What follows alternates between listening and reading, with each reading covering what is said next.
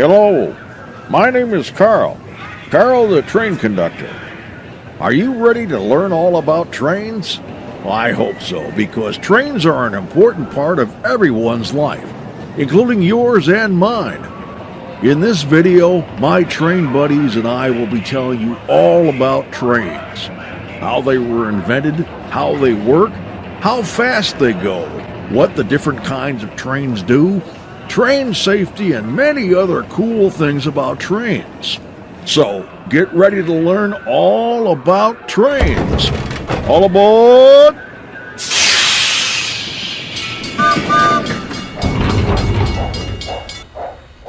I bet you're wondering just what makes me tick. How does a steam locomotive work? Let me show you. Behind this steam engine is the tender, which holds the coal and water needed for the engine. There are two people in the cab of the engine, the engineer and the fireman. While the engineer makes sure everything is running right, the fireman shovels coal into the firebox in the back of the locomotive. The smoke from the burning coal goes out the smokestack, and the heat from the coal boils water in a big tank in the engine called the boiler, just like a tea kettle. And what comes out of a tea kettle when it gets hot? Steam, that's right. The steam builds up pressure just like air in a balloon. That pressure pushes a piston at the front of the engine, and that piston is connected to a number of rods. These rods are connected to the driving wheels. The steam pushes the piston pushes the rods push the driving wheels, and what do you know? The engine moves forward.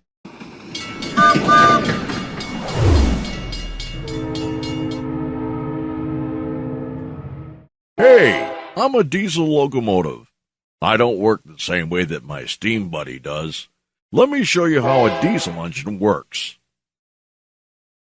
There's a big fuel tank underneath the locomotive.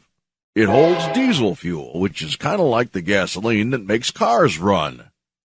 Now, this diesel fuel powers a big diesel motor, with pistons and a drive shaft and everything. Again, just like a car. But here's where it gets kind of neat. The drive shaft of the diesel motor is attached to a generator. And want to know what the generator generates? It's electricity, the same kind of energy that lights up your lights and runs your computer and TVs and keeps the food cold in your refrigerator. So this electricity from the generator goes to a number of electric motors attached to the wheels of the diesel engine. At the same time, a fan at the top of the engine forces air down onto these motors to keep them cool. You don't want them to burn up, do you? These are called traction motors, and when the juice hits them, woo-hoo, the diesel locomotive moves forward. It's all kind of neat, isn't it?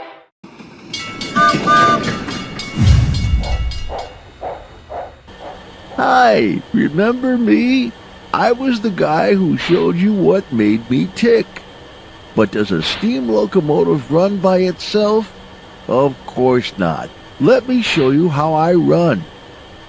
Remember when I told you there are two people in the cab of the engine, the engineer and the fireman? The fireman shovels coal into the firebox, while the engineer makes sure everything is running right. But what are all those dials and handles and knobs for? Let's take a look. The engineer uses three basic types of controls. The throttle or regulator controls the speed of the train, how fast or slow it goes. The reverser, or Johnson bar as it's sometimes called, controls the direction of the train, forward, neutral, or backward. Then there are the brakes, used to stop the train and keep it in one spot. To get the train going, the boiler turns water into steam, and that steam moves the pistons that move the wheels. I showed you that last time. In the cab, the engineer moves the Johnson bar into the forward position. The whistle gives two short blasts to let everybody know the train is about to move. The brakes are released and the throttle is slowly opened up. Hey, we're moving! Actually, there's a lot more to it, but that's basically how it goes. Stopping the train is the same, but in reverse order. The throttle is pulled back and the brakes are slowly applied and we're slowing down. Once the train is stopped, the Johnson bar is placed in the neutral position. And that's all there is to it. So long!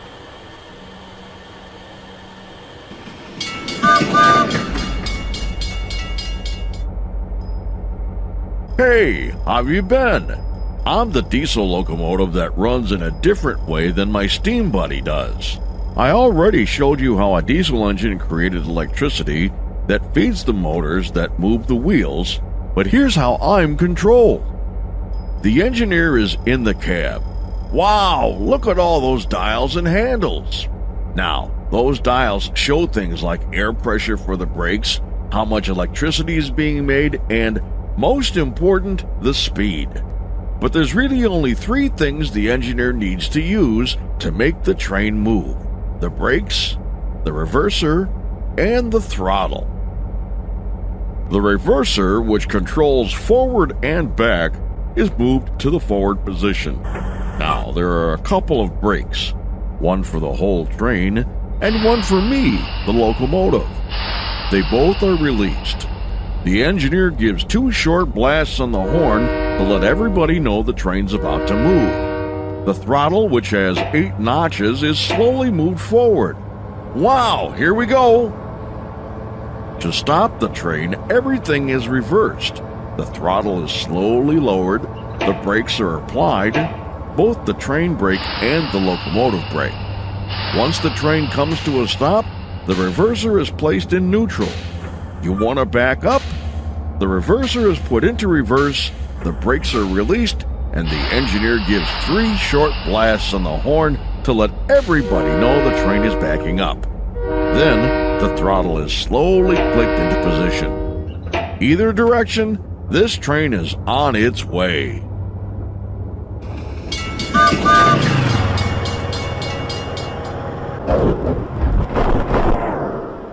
Hey, isn't it awesome when a train goes roaring past?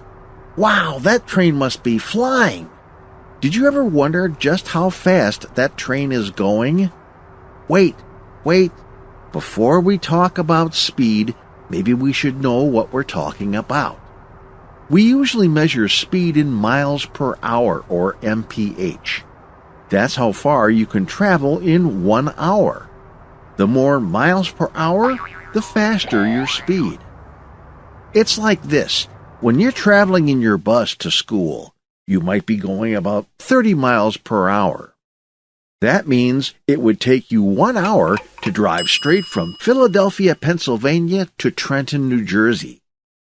When you're in the family car on the highway, you're going about 60 miles an hour. That means it would take you 1 hour to drive straight from Denver, Colorado to Colorado Springs, Colorado. So, now that we know what speed is, we can talk trains. Here, look at this. When the locomotive was first invented way back in the 1820s, a steam engine called the Tom Thumb carried passengers at a speed of about 12 miles per hour. By the 1850s, passenger trains were going almost 25 miles per hour. By 1900, trains moved at nearly 50 miles per hour.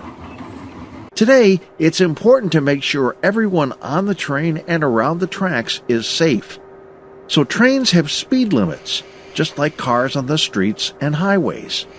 In America, freight trains can't go any faster than 80 mph, and trains with passengers can't go any faster than 90 miles per hour. Usually, when you're waiting at a railroad crossing, the trains are going about 40 or 50 miles an hour. In other parts of the world, some trains run on special magnetic tracks called maglev. At times, they can travel at speeds as fast as 370 mph. Wow, that's crazy! Well, now you have some idea of just how fast the trains you see are going. Remember, be safe. When you see tracks, think trains. So long!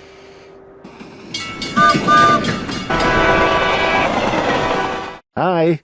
Trains like me make a lot of noise. The loud motor that helps me move the cars behind me, along with those cars and the clickety-clack of their wheels. But the noise you probably hear the most is my horn when it blasts out. You know, years ago, before trains had radios in them, whistles and horns were the only real way the engineer and other people on the train could talk with other trains. Now, even though all trains have radios, they still use the horn to communicate with anyone near them. Did you know there was a code to all those horn blasts? What can they mean? The engineer uses short blasts and long blasts of the horn in combinations to mean different things. For example, one long blast means stop, the brakes are on.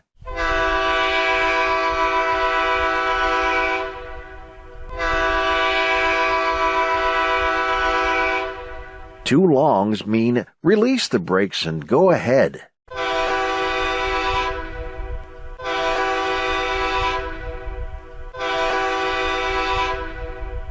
Three short blasts mean get ready, the train is backing up.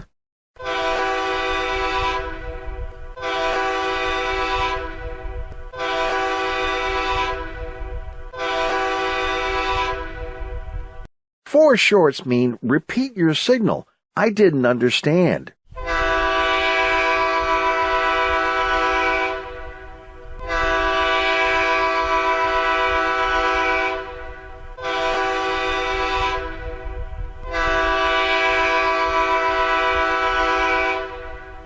Here's one you probably hear all the time.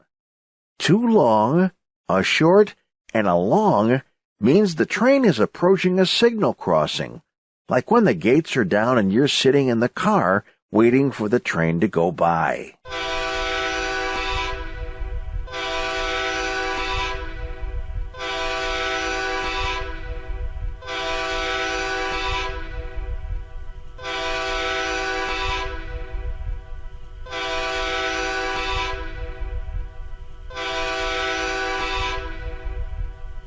Many short blasts means danger. There are people or animals on the tracks, and they must get off immediately.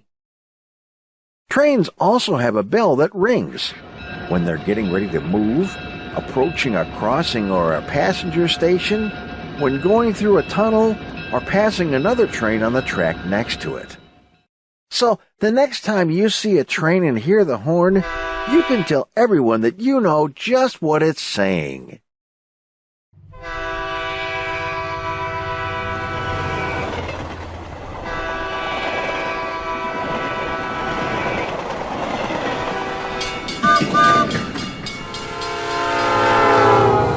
Hello! Trains are cool and fun to watch, but you have to be careful whenever you and your family are around trains and train tracks. Safety is important. You know, every 3 hours, a person or vehicle is hit by a train.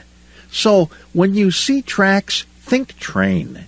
There are all kinds of signs and signals to let you know when and where there are trains around. Want to see them? Okay. Just look at me. When you see a round yellow sign with a big black X on it, that means the road you're on has train tracks up ahead. It means you should slow down and look and listen for any trains that might be coming. There are also big markings painted on the road that also warn of train tracks ahead and where cars should stop safely. At the railroad tracks, there's a crossbuck, a big white X with the words railroad crossing on it. Just like me, the yellow warning sign, it means to look and listen for a train before crossing the tracks. There might also be a sign below it showing how many sets of tracks are at the crossing. Nearby, there should also be a rectangular blue sign with a phone number on it. If your car should get stuck on the tracks, get out immediately and call this number. This is the first number you should call, but if this sign isn't around, call 911. Many railroad crossings have lights and a bell along with the crossbuck. When a train is coming, the red lights flash, the bell rings, and, if there are gates, they come down across the road. It is illegal to drive around lowered gates, not to mention very, very dangerous. Some roads with a lot of traffic have an additional set of flashing lights mounted up high on what's called a cantilever. This lets everyone, cars, buses, and trucks, to see when there's a train coming. Safety is important even if you're walking or riding your bike or skateboard. Never walk on or along railroad tracks. It can take a train more than a mile to stop when it's running, so if you can't get off the tracks for any reason, you could be in big trouble. Anyway, railroad tracks, rail yards, and trains are private property, and you're not supposed to be on them anyway. Never dash across the tracks as soon as a train passes. There could be another one coming from the other direction, and you'd never see it until it was too late.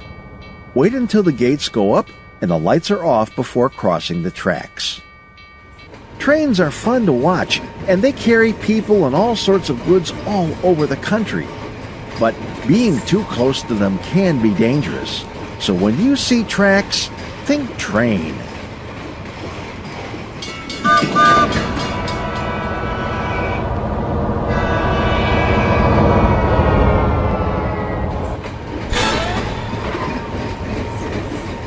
Hi, I figured you might also want to know what all those different cars are that you see a big engine pulling in a freight train.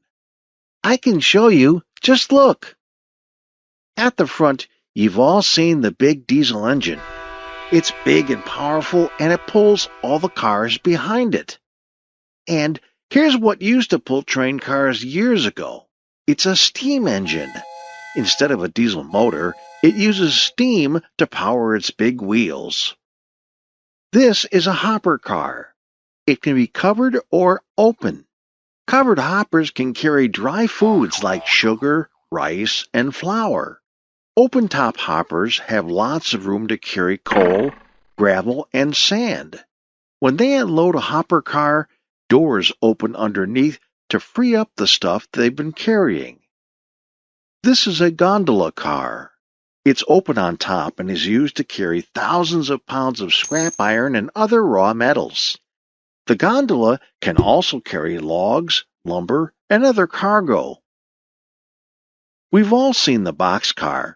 It has doors on the side that allow the loading and unloading of all kinds of things. The boxcar can carry everything from dog food and paper to canned goods and beds. Sometimes the loads can be as much as 100 tons. A different kind of boxcar is the refrigerated boxcar. Just like the refrigerator in your kitchen, this boxcar keeps foods cold. They can carry fresh fruits and vegetables, meats, seafood, and cheese. The tank car holds all kinds of liquids. It can carry thousands of gallons of chemicals, water, fuel like gasoline and diesel, and even molasses. This is the flat car. It can carry pipe, logs, lumber, tractors, steel plates and beams, and rails. How big are flat cars? They can be anywhere from 60 to 90 feet long. Wow, that's big! Special flat cars are called container cars. These containers, which hold all kinds of cargo, are transferred from trucks to trains and back again. That process is called intermodal. This is an auto rack. It carries cars and vans and trucks. They're usually covered so the vehicles don't get hit with rocks and other things along the way.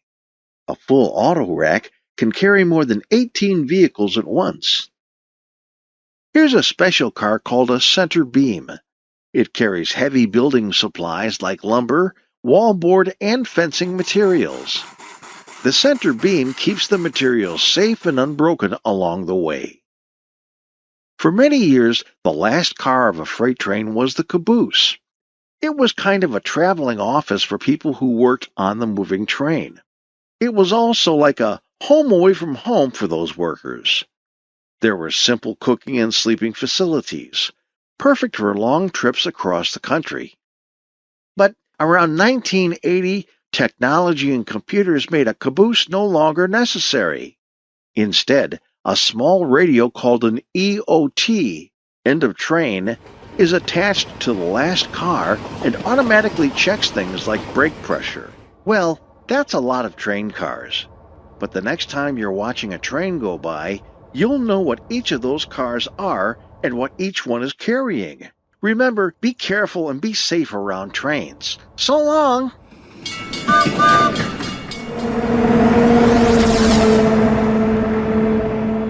If you live in a big city, and even if you don't, you've probably seen trains like this. They're called rapid transit trains. When the tracks go underground, it's the subway. When the tracks are up over the streets, it's the elevated, or L train. In the late 1800s, America saw a couple of big changes. One, bigger business meant the growth of big cities like New York, Boston, and Chicago. Two, many of these urban areas became electrified. That meant more business, more people, and more traffic. The problem was how to move all these people quickly and efficiently. Horse-drawn streetcars were slow, smelly, and held a limited number of riders. Also, more and more gas-powered cars clogged the streets, making the problem of moving many people harder. One answer was to get off the streets and go under them. In 1894, Boston started the first subway system in America. New York soon followed. Tunnels were dug under the city streets with rails laid for electric-powered train cars. Around the same time, Chicago figured, why not go up as well? They built an elevated system called the L in the downtown area known as the Loop. The tracks were over the streets, allowing road traffic as well as rapid transit. Everybody knows a train runs on two tracks, but guess what? Rapid transit trains have a third rail. Why? That's where they get their power to run. These trains run on electricity, hundreds of volts that move through a contact shoe that drive electric motors attached to the wheels. And that third rail is dangerous. Stay away from it. Two or more cars make up a train. They move from station to station where passengers hop on or get off, going to and from school, work, shopping, and more. The riders have to be quick. The train stops, the doors open, and in less than a minute they close. The train heads off to its next stop. Today, many cities all over the world rely on mass transit systems to move people from one place to another quickly and safely. In America, cities like Washington, D.C., San Francisco, Detroit, and Salt Lake City, along with long-timers like New York, Boston, and Chicago, all proudly boast about their subway and elevated trains. Rapid transit, come on and get on board.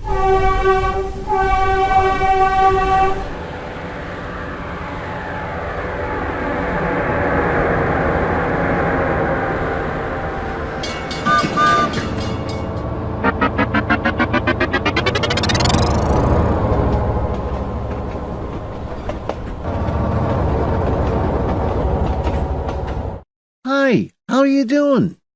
You know, it doesn't matter whether you live in a small town out in the country, in the suburbs of a big city, or that big city itself. There's all kinds of train cars that carry people back and forth every day. Would you like to see them? Here. Years ago, before jets flew in the skies, passenger trains took people from one side of the country to the other. The trip took several days, but the travelers ate the best of foods in the dining car, slept in comfy beds in the sleeper car, and enjoyed the view from observation domes.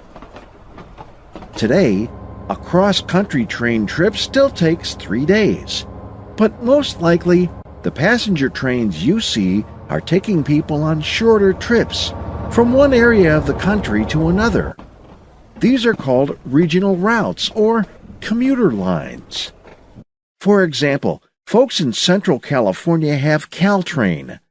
The route of 80 miles runs from south of San Jose up to San Francisco. More than 60,000 people ride Caltrain every day, going to work, to shop, even to see the San Francisco Giants play baseball. The passenger car usually has two levels, upper and lower. On commuter cars like Caltrain, there are rows of seats for people to visit, read, or just look out the window.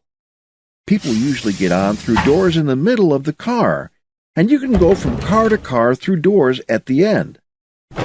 With passenger cars, you might have a coach car. It has rows of seats much like a jet airplane has. As many as 60 people can sit in the coach car. The lounge car has chairs where travelers can relax and look out from the upper level.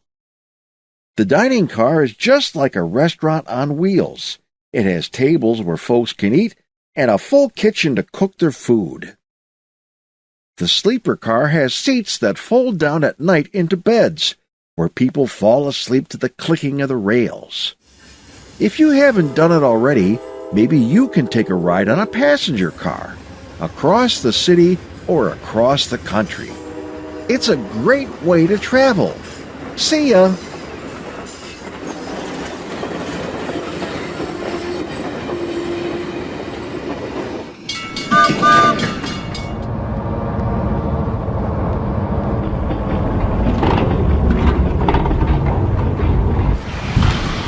Hello there. Let's talk trains. We all know that trains run on tracks. Would you have any idea how many miles of tracks there are in America? Guess. 5,000 miles? No. 10,000 miles? No. 100,000 miles? No, but you're getting warmer. There's more than 200,000 miles of railroad tracks in the U.S. Wow, that's almost enough track to stretch from the Earth to the moon. Well, how do those tracks get there?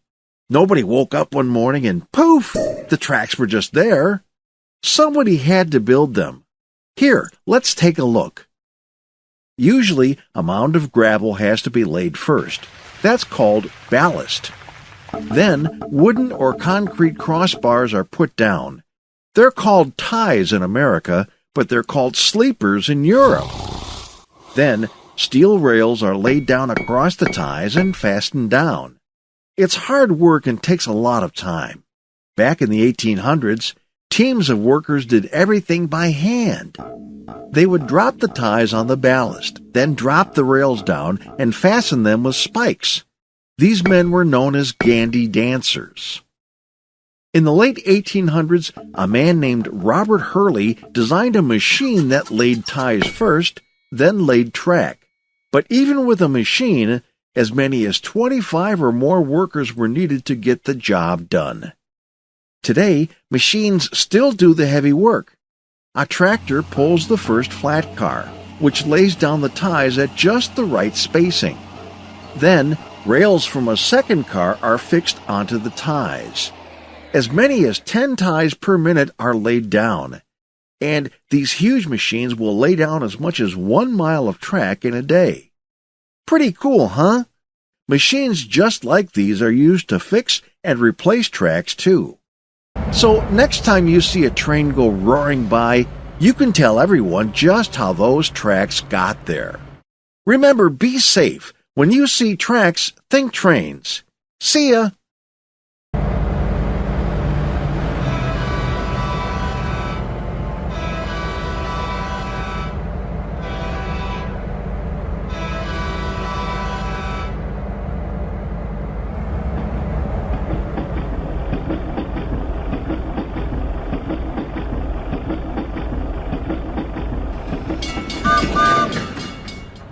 Hi, it's Carl the Train Conductor.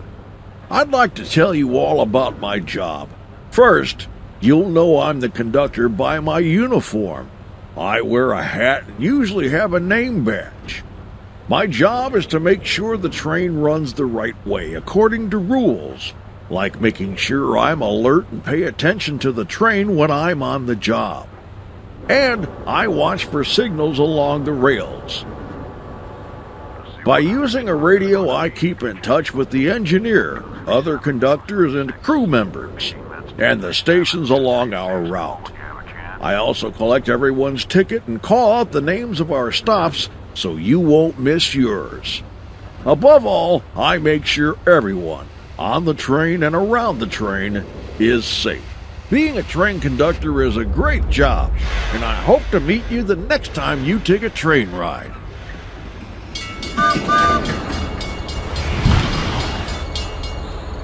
Hi, here we are, talking all about trains. You may hear people say, "Hey, keep it together." On trains, that's easy. To keep all the cars together, they use what's called a coupler. Let's take a closer look. A coupler is a mechanical device that connects two cars to each other. They're safe and sturdy. Wouldn't want a big boxcar to come loose somewhere along the tracks. When trains first crossed the country back in the 1800s, the first coupler was called the link and pin. A big iron link was held in place to the car on one end by a strong metal pin. The car would be nudged close to the next car, where the link slipped into a socket on the end. Another metal pin was placed into the socket, holding the link in place. But the link and pin was dangerous. Someone, usually the switchman, had to get between the cars to insert the pins in the sockets. You can just imagine all the accidents that happened in those days. In 1879, a man named Eli Janney invented what he called the knuckle coupler. Why knuckle? Because the device looked like the knuckle of the finger. Over time, a number of people worked to improve on Janney's invention, but it basically has stayed the same all these years. The knuckle coupler is safe. The switchman doesn't have to get in between the cars. A lever on the side of the car releases the coupler. How much does a coupler weigh? They're about 80 pounds. Wow, that's about as much as 4 big watermelons. And what do they cost? A modern-day coupler is between $300 and $400. So, now you know just how those long trains keep it together. With couplers. See ya!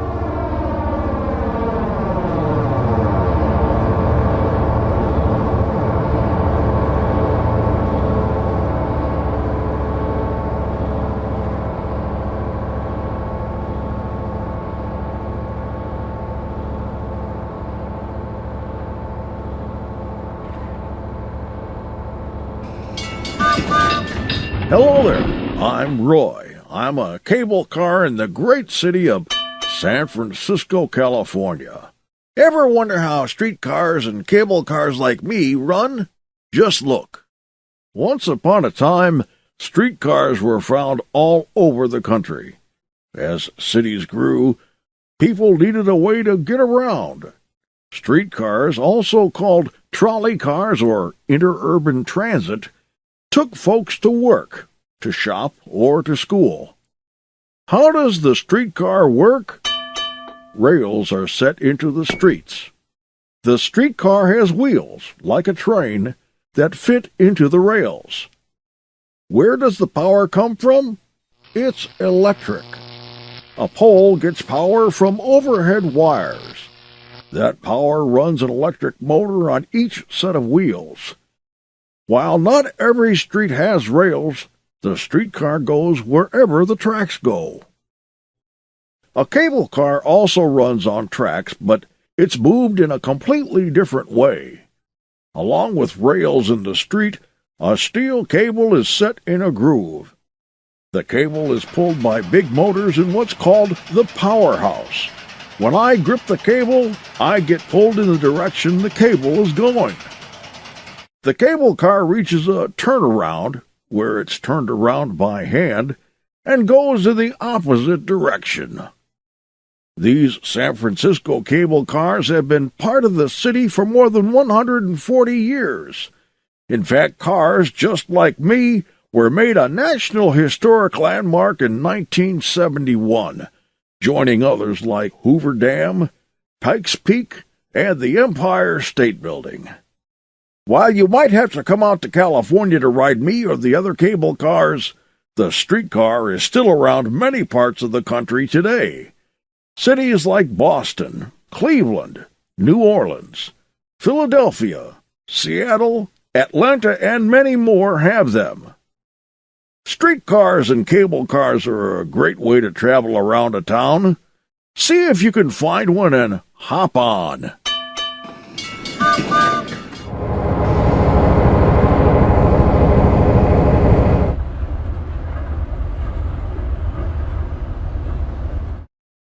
Hi there, I'm Kirby.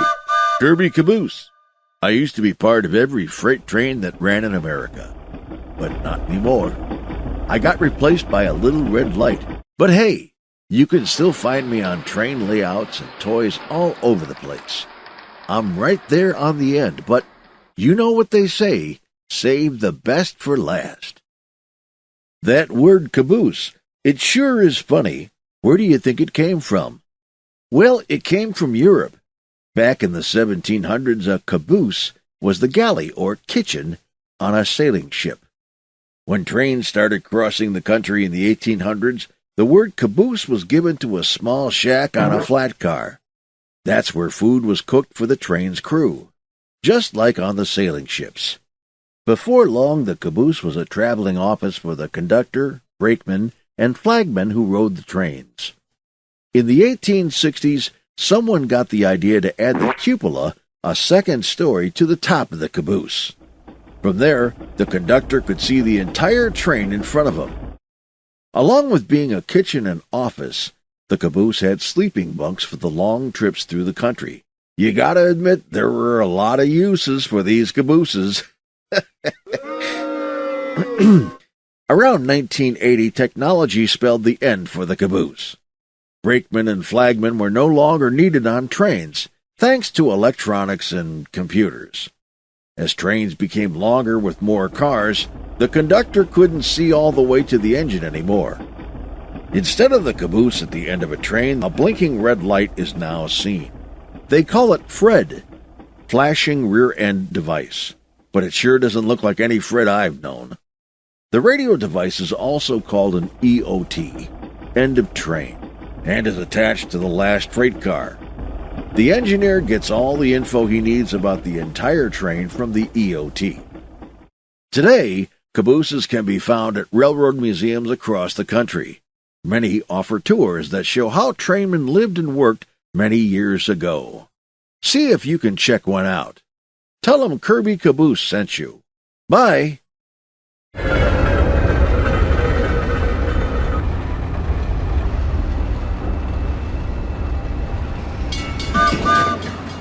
Hello, everybody.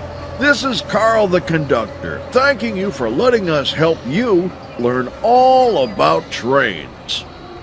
All aboard!